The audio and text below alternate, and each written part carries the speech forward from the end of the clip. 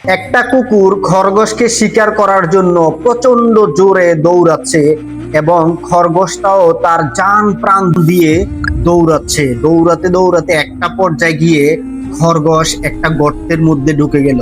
কুকুরটা অনেক টায়ার্ড হয়ে গর্তের সামনে গিয়ে খরগোশকে বলল, আচ্ছা খরগোশ, তোকে তো আমি ধরতে পারি নাই, কিন্তু তুই আমাকে দুইটা প্রশ্নের উত্তর দে।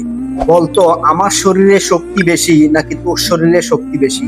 খরগোশ বলল, অবশ্যই আপনার শরীরে শক্তি বেশি।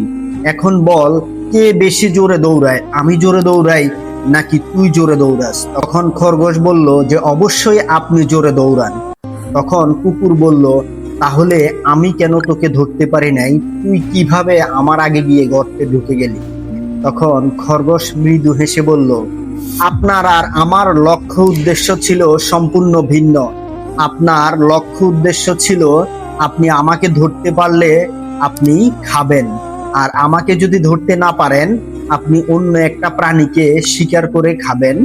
আপনার কাছে অপশন ছিল, কিন্তু আমার কাছে মাত্র একটাই অপশন ছিল, জীবন মরণের লড়াই।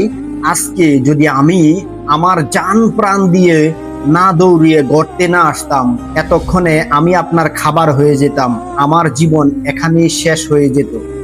এটা থেকে শিক্ষণীয় জিনিস হচ্ছে এটাই, প্রিয় ভাই, আমাদের আশেপাশে এরকম অনেক মানুষ আছে যাদের কাছে হাজার অপশন আছে, তার জন্য আসলে লাইফে তারা কোনোটাতেই সফল হতে পারে না।